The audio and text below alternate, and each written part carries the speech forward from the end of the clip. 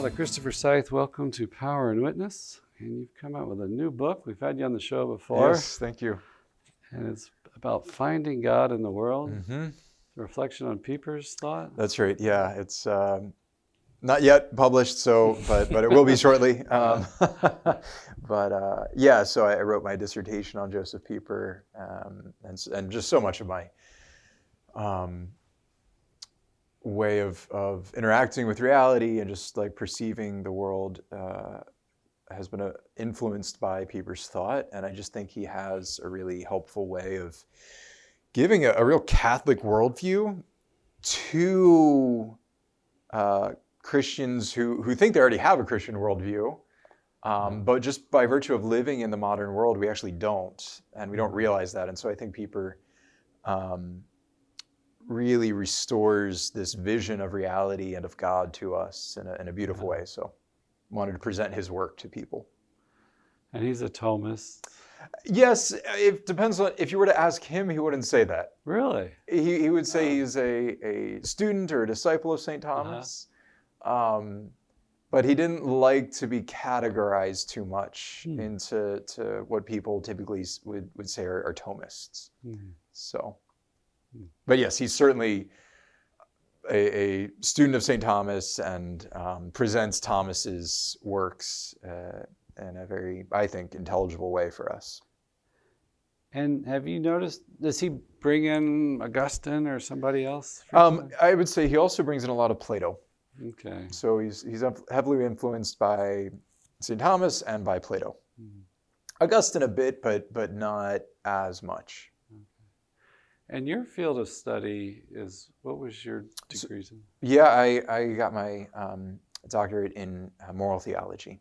Oh, wow. So especially looking at Pieper's thought on the vice of acedia, spiritual sloth, spiritual sadness,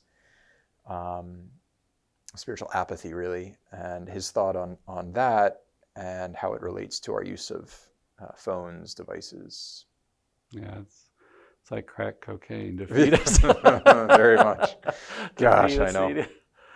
Maybe we could talk about that for a minute. Because about crack or about... I don't know. Talk about that. But I had heard one of the writers, spiritual writers, talk about the solution to it is to do your focus on the duty in the moment, right? To kind of engage reality. Yes. Talk about that. Yeah, so a lot of acedia is a flight from self. The way Pieper puts it, he says that man is nauseated and bored by the void of an interior life gutted by despair. So we're just trying to get out of this despairing. So he was a German, right? That lived. When did he die? He died in 1997. He was born in 1904. I didn't know that. And he actually introduced his friend Joseph Ratzinger to Karol Wojtyła.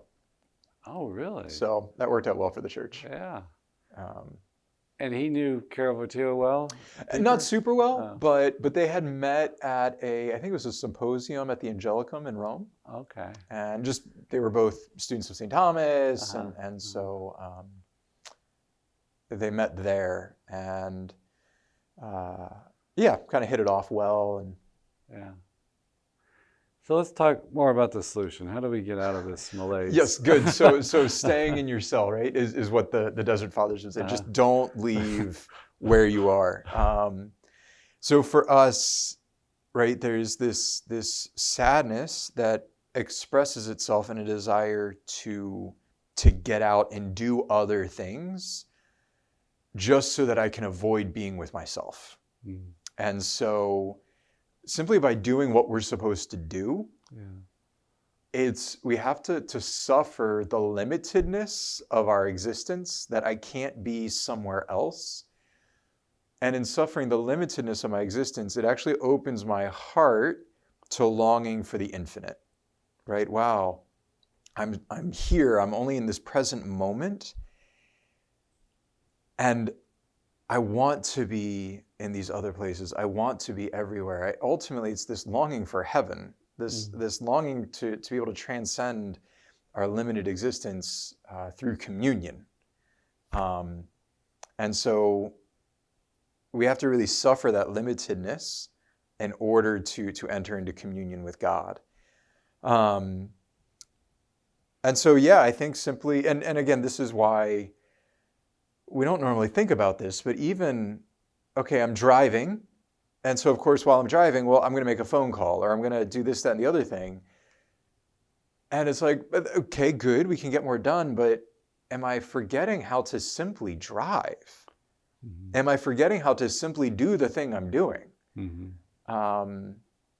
And it can really dispose us away from our own humanity, which is the humanity that Jesus Christ assumed. Mm-hmm. And so it takes us away from communion with God in the incarnation. Yeah. So. Yeah, yesterday afternoon, in fact, I've been meeting, we had a bird feeder and it's been empty, and so I got to refill that. We are in a drought down here, and I need to water this, that, and it's like, I just started doing those chores, and I was feeling kind of sad yesterday afternoon, but as soon as I started doing that, it just picked me right out of that. Yeah. I was like, what just happened? I don't even know what happened, really. But it's like, I look at it too, like you're engaging your life, and there's a fullness there, yes. right?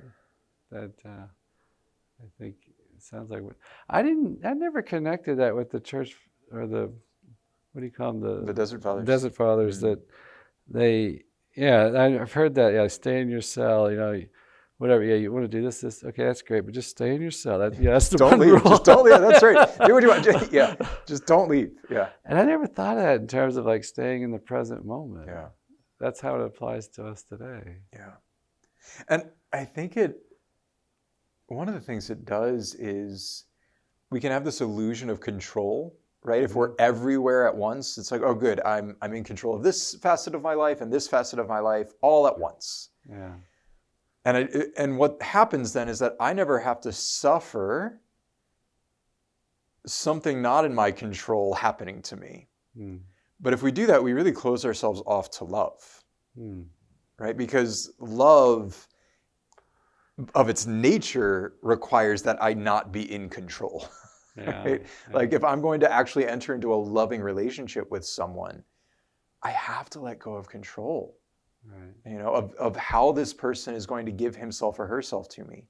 I can't manipulate that. I can't fabricate that, or else I don't get to receive the gift of the other. And so if we live more and more in this illusion of control, by trying to be everywhere at once and do everything at once, we really close ourselves off to the joy of heaven, which is, again, this joy of loving communion in God. Yeah, I heard a lady from Africa one time say she'd immigrated to this country, and she saw the blessings of being here and everything, and she said, but a lot of people have this illusion of control. Mm-hmm. When you have in more desperate situations, you don't have control over this, but we could have this illusion that, It's actually one of Josef Pieper's abiding suspicions of American culture was its inability to admit of the tragic dimension in life. Yeah. That he found something in American culture. He was like, this is a people that doesn't know or accept tragedy. I had a friend from France. He was very French. The best of the worst. Sure, yeah. He had a wonderful gift in so many ways, but he just thought that was a complete joke, that these American movies end on a positive note. He said all these French films are like tragics. Yes. And it's like, it leaves us very disturbed. And I guess the blessing is the American has got that can-do spirit. We're going to, we expect to have victory, or in one sense it's true. I mean, we know it ends well. But it's always that ending well is an act of God, and it can really frustrate our human sensitivities, right? When you look at the crucifixion, you don't see this as someone ending well. Right.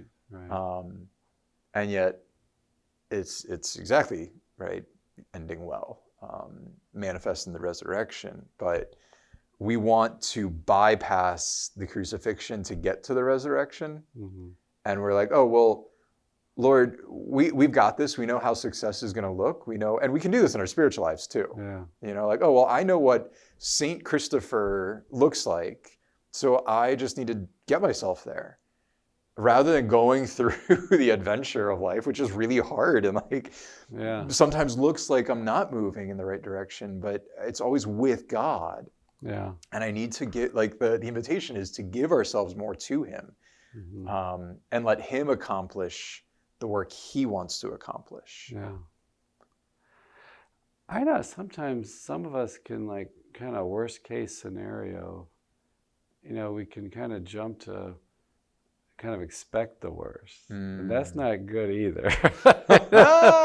Yeah, sure. A stoic premeditatio malorum is what they would say. Yeah. That this, I'm not going to get my hopes up because I'm just going to assume it's not going to go well.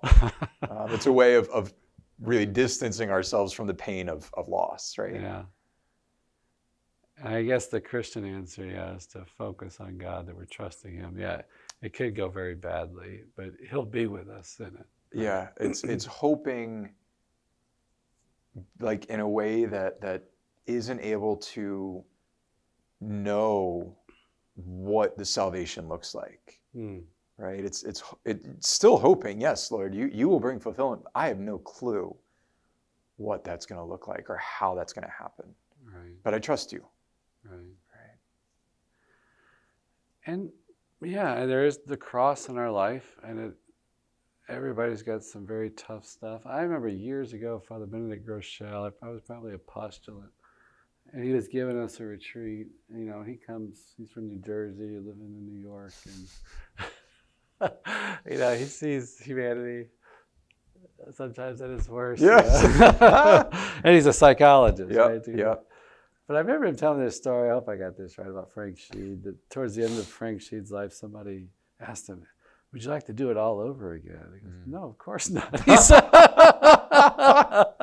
you know, and, you know, there's this hardship of life to it that hopefully we're growing closer to the Lord, but it's like the now, like there's a blessing now, right? Yes. A relationship with Christ.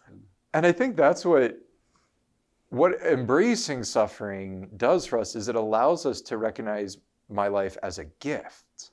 Yeah. And rather than something that I've accomplished, or it's just all his gift, right? Yeah. We get to the end of our lives, and to be able to give gratitude to the Lord for what he has done. Yeah. That's kind of the goal, right? It's very Eucharistic. Yeah. Offering ourselves to the Father in Jesus Christ for what he has accomplished. And that suffering's got a powerful way of, like, just detaching us from this world, right? It's like we're trying to wring something out of this world that, you know, the greatest moments are passing even.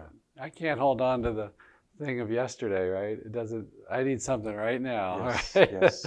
And yeah. We were talking about this earlier, I know. I sometimes think of the suffering, the sacrifice of celibacy in this way. So if you've read Lord of the Rings, at the end, so Frodo, you know, he's a hobbit. He's like wanting to save the Shire. He's wanting to save his homeland. And he goes back at the end and he realizes, like, after all the suffering that he's been through and everything that's happened, he's like, the Shire is no longer home for him. He can't just go back. And he says, I've been too deeply wounded. And I sometimes think of, like, the celibate is the one who has been too deeply wounded by the beauty that awaits in heaven, that this world is no longer enough. Oh, wow. And I think, and he says, like, and precisely by giving that up, we're able to see this world in its right light. Yes, it's beautiful and good, and marriage is such a gift, and yet it points to something else.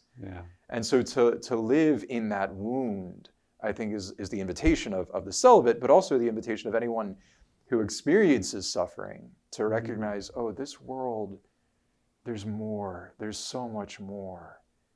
And to be longing for that heaven that awaits. this tired world cannot deliver, right? Yes, yes. And where does he go at the end of the story? He goes to the Undying Lands.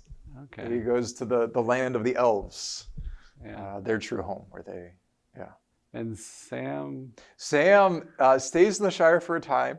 He and marries then, the girl with ribbons, right? According yes, to the movie. Rosie Cotton. Yes, he marries, and but at the end of his life, he eventually takes a boat, because he too, having suffered with Frodo, he also has been too deeply wounded, and so at the end of his life, he hops in a boat and sails across the sea to the Undying Lands himself. Yeah. I think there's that thing in us, right? We just desire more. Yeah. And there's a theme in the gospel that he is the more, right. for us. Yeah. And we need to find that and have a relationship with him. But I like what you said about the relationships, to focus on the now and the present moment with that. And I know, we have aging family members, and it's easy to get caught up what it used to be like, right? I remember my grandfather used to be 95, I think, and he was in a nursing home, and I think my brother and I were with him, and we took him out. We went to Denny's, and I was just thinking the whole time, gosh, I remember when my grandmother was alive, she'd make this wonderful breakfast. We'd sit around and talk, and now we're in a Denny's, Yes. by this four-lane soul-sucking. And I remember at this point, he was just putting all this maple syrup on his pancakes and all this sugar in the coffee. And I said, well, I called him Pops. I said, Pops, do you think you should be eating all that sugar? He said, do you think I give a damn about my sugar levels? But anyway, we can, but still, if you're in the present moment, you look at this opportunity that, hey, I'm loving him, trying to serve, I just enjoy this time with him, this communion with him. Yeah. And in a way, it had a new beauty to it. In his suffering and everything, it was a different experience of him. I can remember driving around, and I was playing these old 40s music, big band, and that was his era, right? And I look over at him, he's sitting there like tapping his foot, and he does some of the songs, and it's like, we never did that before. Yeah. And so anyway, I think the focus on the person is still there. Yeah. The situation's more difficult, but he's still there, right? And we can have this relationship with him. Yeah. And it also, even just the missing the things that were, it just highlights the transiency of this world. Yeah. And so it makes us long for, Pops when he's kind of fully Pops again, but I can't live back there. Right. I have to live where he is right now and be with him in this. Yeah. So that I can basically long for salvation, right? Long for redemption in our lives. Yeah, that's something my brother, years ago, he would, so I had three of my grandparents lived in their 90s, and they kind of died around a handful of years of each other. And I remember he would talk about that, we'll all be together again. And it's like, for me, usually that just wasn't enough. But now the older I get, that's pretty powerful, that this passing world is short. Yes. And it's like, we're looking for an eternity where every tear will be wiped away, right? Yes. And that is more meaningful when you really think about it. When you realize that, that this world can't deliver what I want, what I need. And we taste it, we get a glimpse of it, right? In those moments that, everybody's just fully himself in the... But those don't last. Nobody would want, I love my family. It's such a gift. But, I don't want all of us to be in the living room together for eternity. Right. But there's something that happens when all of us are in the living room that touches eternity. Yeah. And, that's what I want. It's just, there's that something when we're kind of approaching the fullness. Right. And it's that we're looking for. Right. Right. Yeah. So when Pieper talks about reality, when you told me that earlier, I thought the first thing is being. Thomas has these great teachings on being and the importance. Did you talk about some of those things in the book? A bit. Yeah. Not a lot. It's more for Pieper, when he looks at the created world, he's always approaching it from the perspective of, well, precisely this perspective of creation, which means God is always holding creation in existence and making it be what it is. And so it's a participation in the life of God, in the mind of God, and in the heart of God. That's the Platonic. Yes. Kind of Yeah, exactly. Yeah. Right. So, because what St. Thomas does is basically take the forms, Plato's forms, and kind of move them into the mind of God. Right. Right. Right. And so to be able to approach, he invites us, Pieper invites us to approach creation as an icon, something that makes present what it represents of God, in a very tangible way. It's not just ideas. It's a reality that we have. The thing has an intelligibility about it. Yes, right? exactly. Because it's known by God first. Yeah. So God makes it what it is, and because of that, we can know what it is. And in our knowing, we're united to God. Because to even know, we need God's, I forgot the terms, agent intellect or something. Sure, yeah. But we need like God's illumination. His light. His light to even know the thing. Which to me is like, whoa, I'm amazed how Thomas and them came about this, and I never thought of, there's a great significance to it. I'm forgetting what it was now, but just that we need God just for everything. Right? Well, and the way I think of it is my mom's an artist. And so sometimes you'll like go into our art studio and you're just like, what on earth are you doing? For a while she was making paper. But it looked like I went into her art studio and it was like mush. And I was like, what am I looking at? I don't even know what this is. And then when she said it's paper, it all came to light for me. I was like, oh, I can see this now.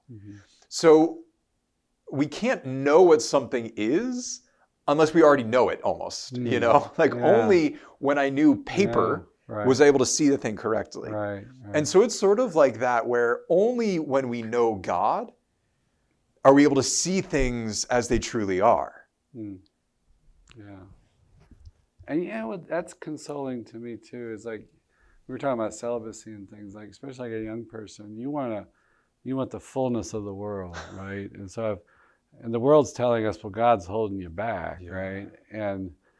But it's like this fullness exists in the mind of God as I come closer to Him, and I experience it in heaven, that the fullness of all this creation, I'll experience the goodness of it, or however mysterious way this happens in heaven, and I'm not missing out.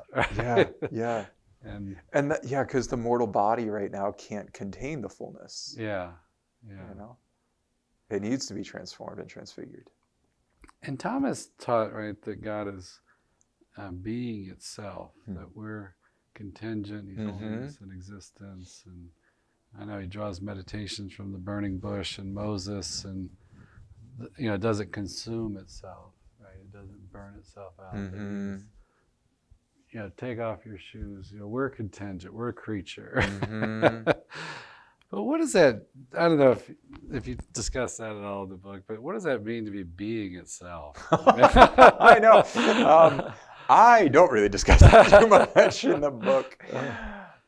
It's a good question, Father Mark. What does it mean to be being itself, right? And I think what I do say maybe in the book is that we can only approach that mystery negatively. We can only know what it's not, right? Okay, so we have these moments where something is so alive. But we know, like, this is not the fullness of being. This is not the fullness of life. Mm-hmm. But it does awaken us to a fullness that we can't experience this side of heaven. Mm. And so I think, and we also have it when we're just disappointed, right? So this is the suffering that Pieper talks about and the need for that, where it's when we're disappointed with things and we realize, oh, this world doesn't satisfy. We have insights into being itself because of suffering the limitedness of participatory being, that we're not being itself. Yeah. And yet, it does, precisely in knowing that it doesn't satisfy, we have a glimpse mystically of being. Mm.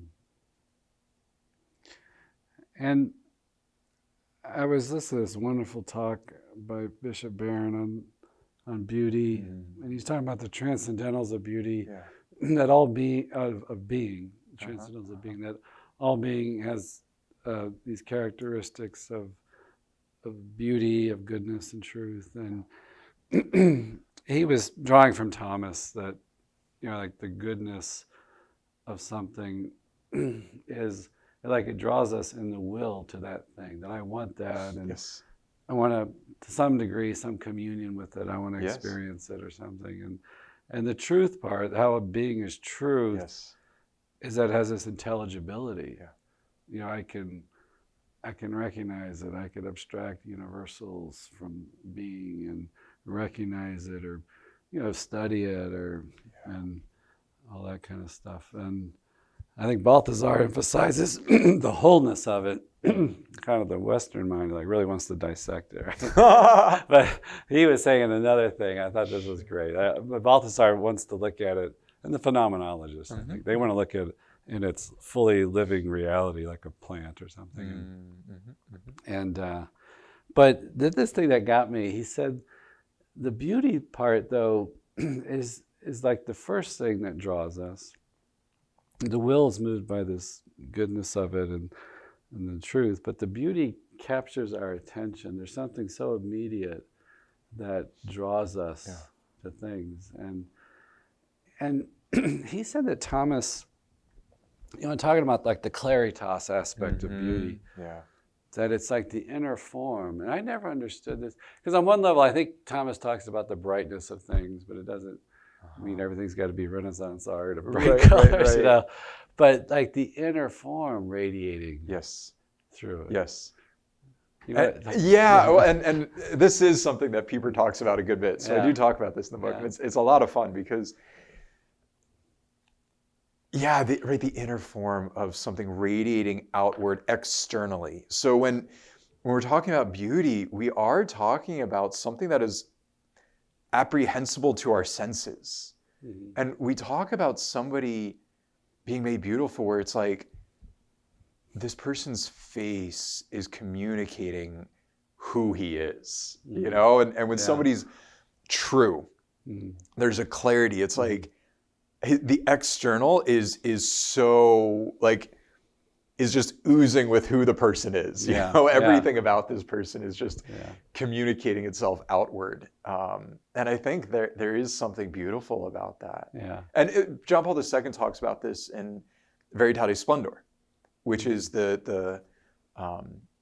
his encyclical on the moral life, which he begins really with the reflection on the beauty of Christ, right? The splendor of truth. That it's in Christ what is radiating out of every facet of his humanity is his divine personhood. And that God is fully presenting himself in Christ. They're in Colossians, right? In him, the fullness of deity is pleased to dwell. Just to have encountered that beauty in the flesh, would obviously captivate anyone. And what rang true to me, because I thought, why does we think of things like things that are beautiful? In one sense, you think, well, it must be ornate, it must be whatever. But I was watching this documentary on the current great track sprinter, in this country, and he's the 100-meter guy, And they just had a couple of clips of him like doing these little sprints, not in a competition, but just practicing his start or something. And I was just struck by like the symmetry of his movement, like the body. Like most of it, like you can look on your iPhone and see, it can tell you the asymmetry to your walk, and I'm always like shocked by. I forgot what my numbers are, but it's like, I don't have a peg leg or something. But this guy, he moves so fluid, and his legs and everything, his upper body was just so, it wasn't shifting around and all this stuff, and it was just poetry. I understand why this guy's got some records, you know? Sure. And I thought there's a beauty to that. Yeah. And you see that in sports, but this beauty's all over the place. And so I was just struck by the inner form of intuiting, or somehow that being revealed to you what a thing is. And I guess like great paintings, and it's weird, like you can have very realistic style, you can have an impressionistic style, but somehow it captures like the inner form of this scene. And I think, if I can jump in real quick, because what you were saying also reminds me of our role of decorating things. In like adoration, for example, we make the monstrance beautiful because we want the inner form of the Eucharist to be externally accessible to us. Right. And in order to do that, it's like, well, we have to make this beautiful. We have to make this monstrance ornate. And we do this with people too, right? When someone wins a victory of some sort, the Olympics, for example, right? You put a medal over them, or in the ancient world, right? You crown them with a garland, Why? Because we want to say, like, there's an external greatness that we want to make manifest. And this is what awaits us in eternal glory, is when God clothes us with his own glory. Right. And it is externally manifest the life of God within us. But we do this here on earth in really beautiful ways. And I think it's important that we recognize that our decorations, whether it's our clothing, our hairstyle, all of this is in some way intended to externally communicate some internal reality. And does he write about maybe like the differences between men and women on this? Because Pieper doesn't. He doesn't. Not that. No. Because I think about that sometimes. Women obviously have a special image, I think, of the beauty of God. But why? I mean, it's in both sexes, but it's like something about, I think, the male is like, he's there like to give of himself. He's kind of suited to outward activity, and there could be a beauty to that. It seems like the women radiate something just from herself and her being. Yeah, I think he alludes to it in a few places, but he doesn't go into it too much. But I agree. I think there is something of femininity that does this in a more natural way. That communicates beauty. And I think maybe it's just because of her proximity to the created world, to nature, right? To life, exactly. Her very being is like the world, cyclical, and so she has this way of externalizing her interiority, whereas man is going to be much more inclined to almost like, this is going to sound negative. Well, maybe modern man, at least, is going to be inclined to dominate and manipulate. But in a healthy masculinity, it's to have dominion. But there's always a little bit more distance for the man. And I think he needs woman to draw him into the intimacy of the connection between internal and external. It seemed like he, in a sense, kind of more easily like loses himself, gives himself. I heard someone reflect how like a little boy, he'll jump off of things just to test how high it is or something. Yeah, sure. Like he'll use his body as an instrument. Yes. And I thought that's so true. And it's kind of, I think, part of the masculine gift. But Yeah. I tell myself sometimes too, it's like, to cultivate and till the garden, which, falls upon both. But it's like, I think the men have a special service role in that. And it's like, to bring order. I kind of like that. Yeah. I know my brothers would laugh at me and say, "You bring order." But sometimes I think about that. Okay, that's your job here. Is maybe to bring. It might just be straightening something up, or there's something pleasing about emptying the trash can and just having a little bit more order in your office or your cell or something. And it's like there's just a thing you feel like you're doing. I don't know. To me, it's some kind of fulfilling. And woman is given to man so that order that he brings is an order of love. And not just an order of planning and sort of a utilitarian order of efficiency and practical affairs, but really things are ordered for the sake of love. Yeah, she's like, well, on one level, you can think like the mother of the home pointing out needs of the home or the children. We need to do this, this. So our son's suffering with this, maybe we need to address this. I think she points stuff out to him that he needs, but also just to bring that relational character. I think to me, that seems like the gift of women. They're just, you think about it, a helper suited for him, and yes, they're supposed to give mutual help, but she's brought in there like in the realm of relationship, right? In a particular way, I think, to foster it, to bring that order of love, the primacy of love. And it's so key. So with being and creation leading us to God, and Pieper's thoughts on that, I often think of Augustine and the Franciscans were saying these are vestiges of God, right? These are footprints to God. They specialize, especially Francis, with nature. Of course, gosh. So what does Pieper bring to the conversation? Gosh. What I think Pieper, his gift in many ways is he brings us back to that worldview in which St. Francis, St. Dominic lived. For those who have experienced, I would argue, the ravages of modern philosophy and the Industrial Revolution. And so we don't have the same experience of the world that they had. And so even though we use a lot of the same words, they mean different things. And Pieper is able to bring us back into that worldview by communicating to modern men and women in our language, but still communicating the truth of what's been passed down. But I guess the point I was trying to make too about the beauty part, that like God's getting our attention with that. Yes.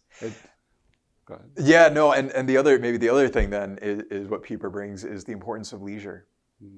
He, is one of his most famous books, arguably his most famous book, is Leisure, the Basis of Culture.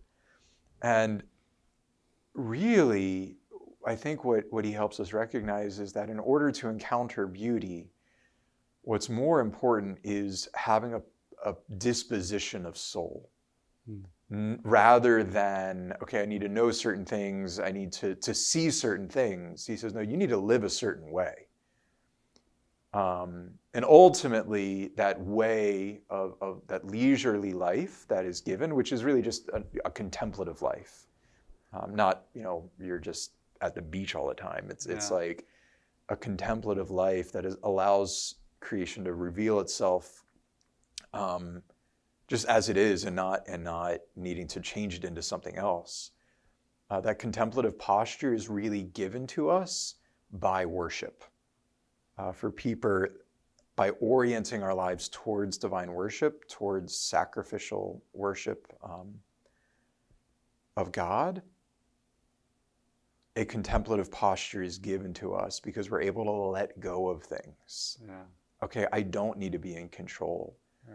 I intentionally give this over to God, and it gives me a disposition of soul that allows me to be moved by beauty and really behold beauty in a new way. Yeah, that I remember John Paul II writing about the Sunday obligation. I forgot the Dies Domini. Dies Domini, yes.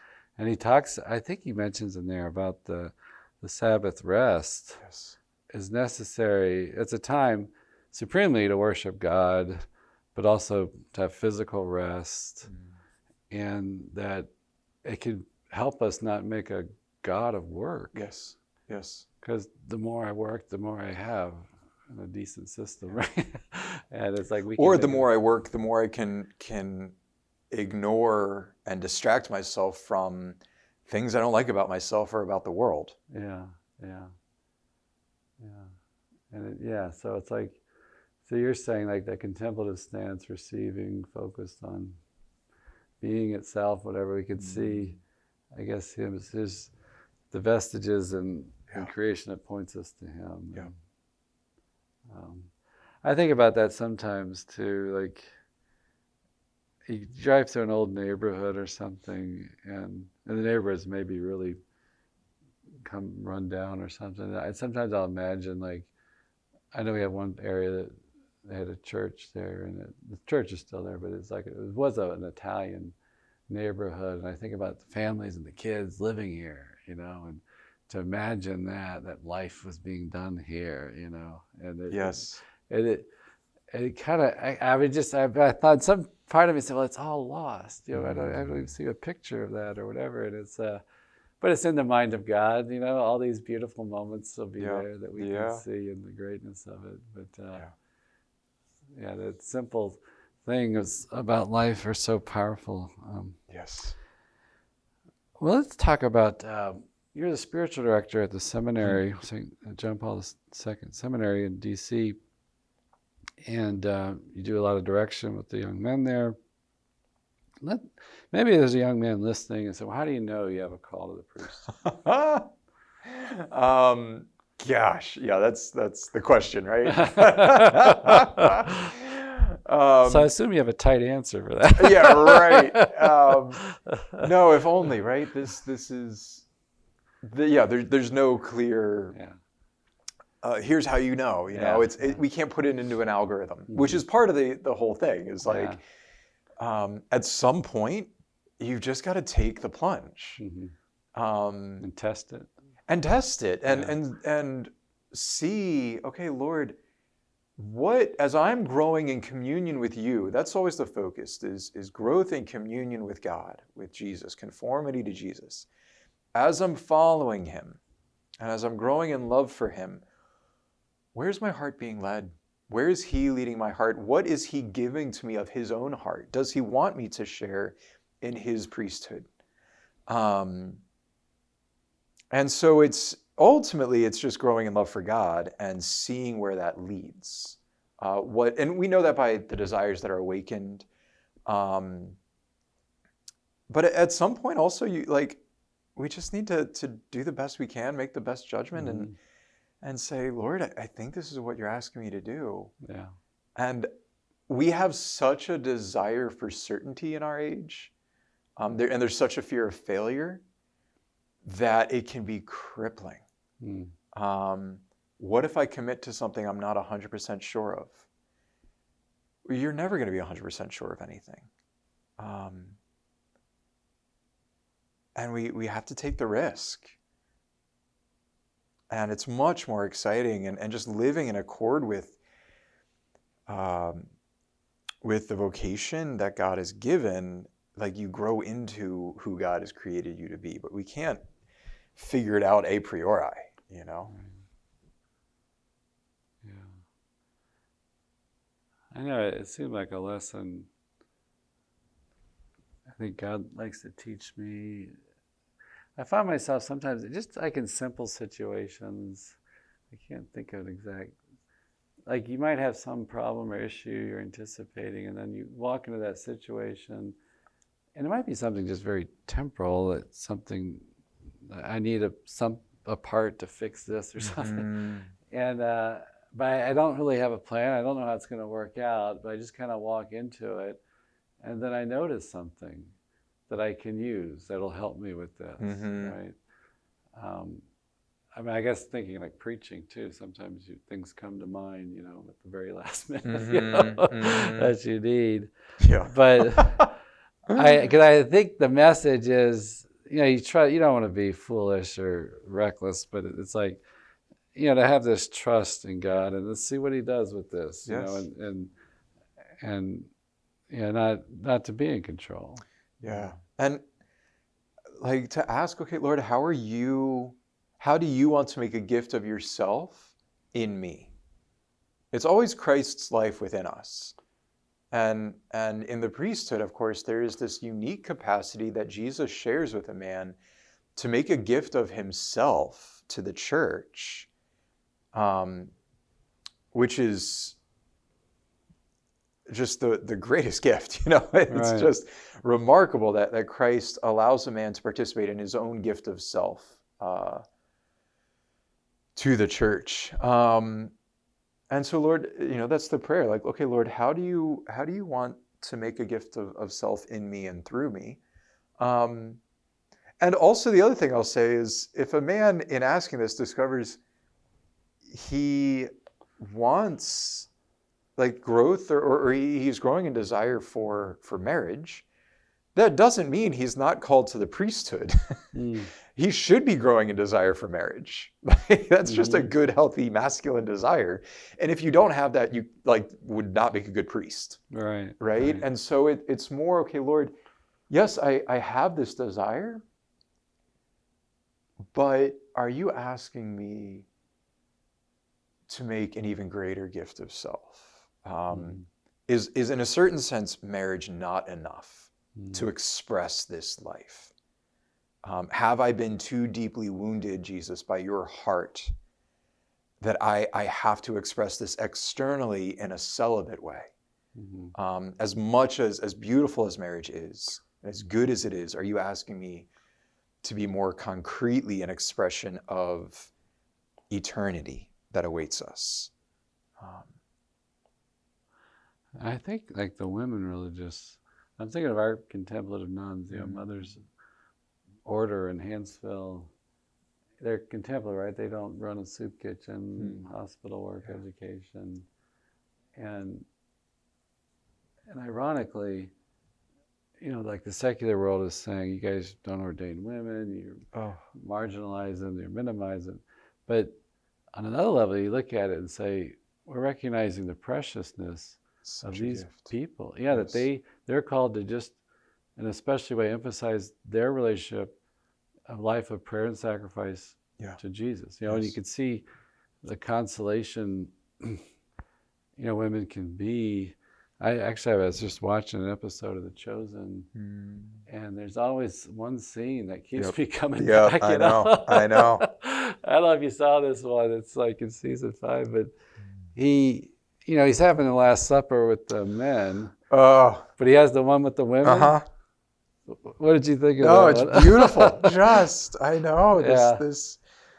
It wasn't a Seder meal. He was just sitting down. Yes. Maybe he ate something, but it was like, and there was something about that. They were gathered around him and smiling and also like weeping and, you know, and it was such a funny contrast because the apostles are always trying to figure it out, which is vitally important. Right? They're sent into the world to proclaim what exactly? So you got to have theology. Sure. But it's kind of tedious to kind of what are you talking about? Yeah. What are you talking about? And they're just sitting there like soaking up his presence, focused on him. And thanking him. Yeah. Like, you know, it was the Daenu, like it would have been enough. Yeah. And so, right, in the Seder meal, like historically, right, the Jews would pray the Daenu of like, if God had only done this, it would have been enough. But he then went on to do this. I didn't know about that. So and so what they do is they say like, Jesus, if you had only done this, it would have been enough. But then you went on and did this in my life. And it's a very moving scene. Yeah.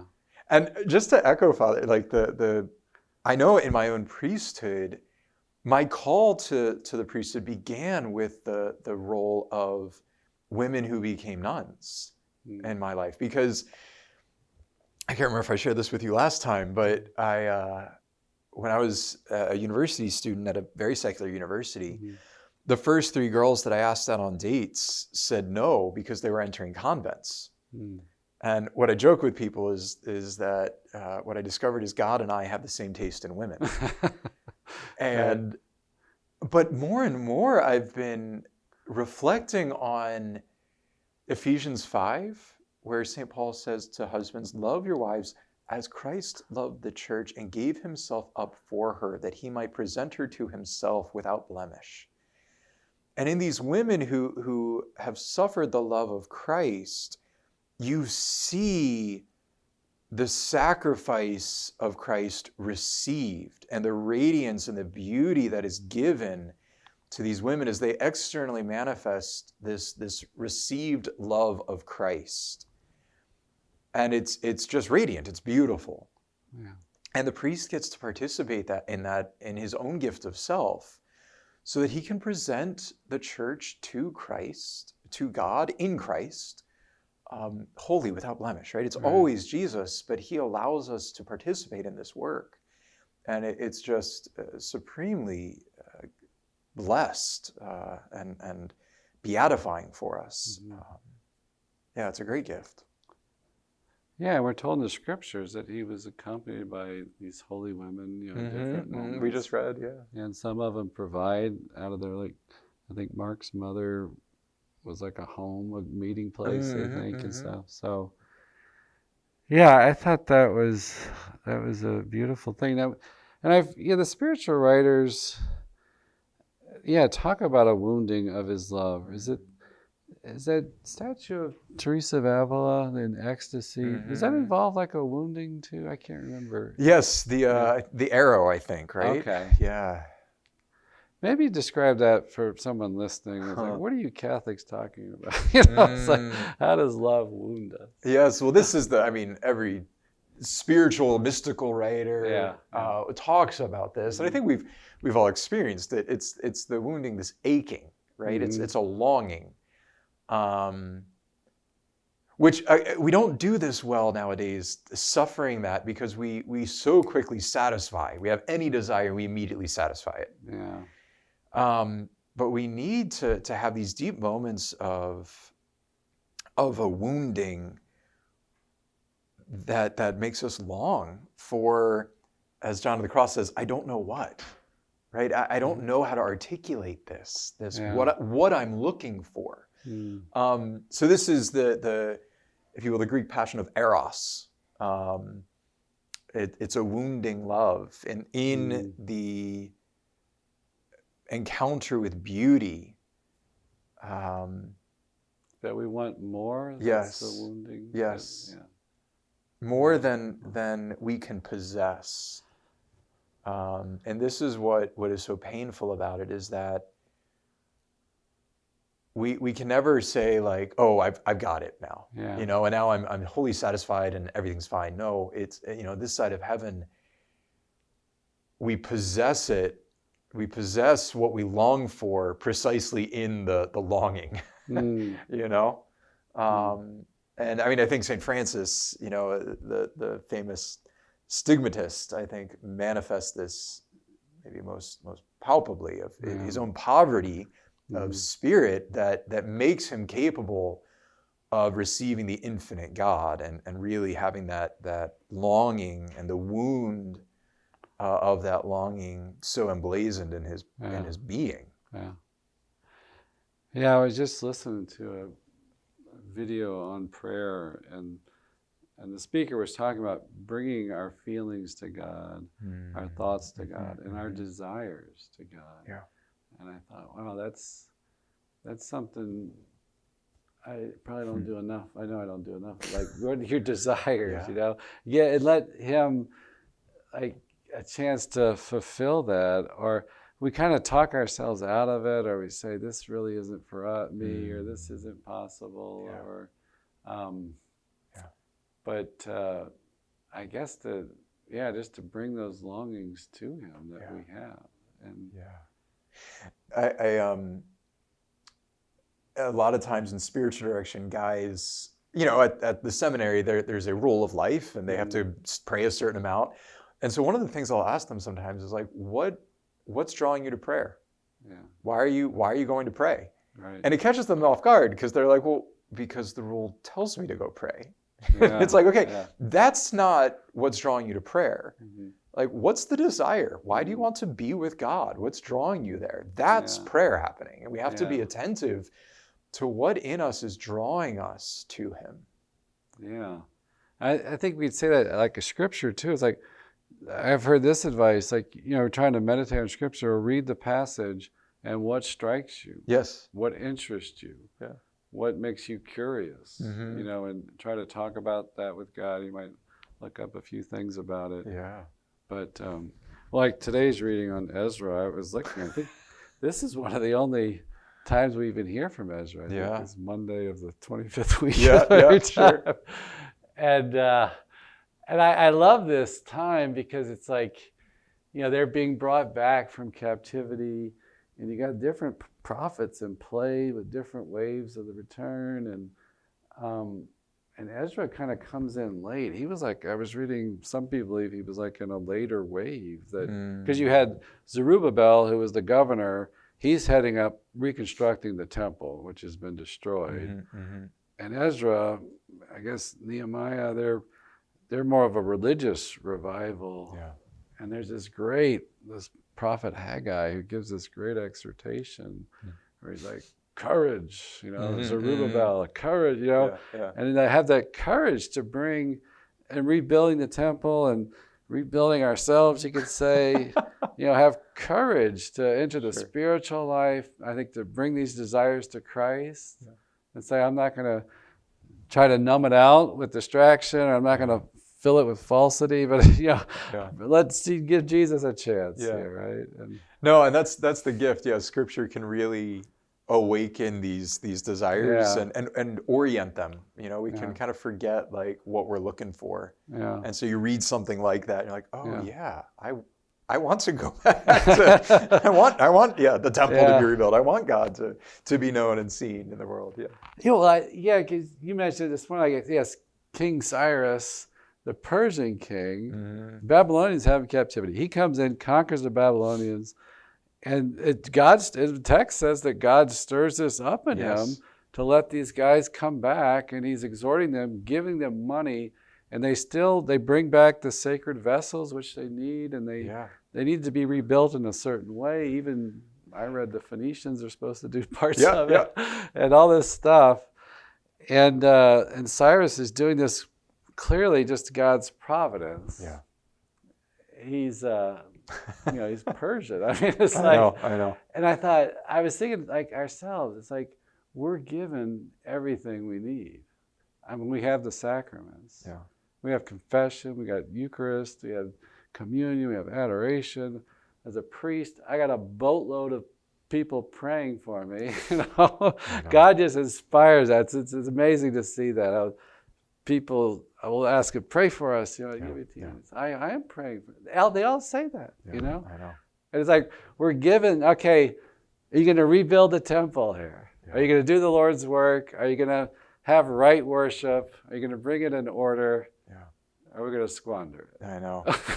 Well, and that's exactly it, right? How do we, and I think this is the receptive posture that's needed, how do we recognize all of these gifts as gifts and really receive them and not, let them go by the wayside. It's like, okay, how do I live in such a way that somebody telling me that he's praying for me it means something, you know? How do I, and this is maybe going back to what we said at the beginning of just the importance of staying in the present moment.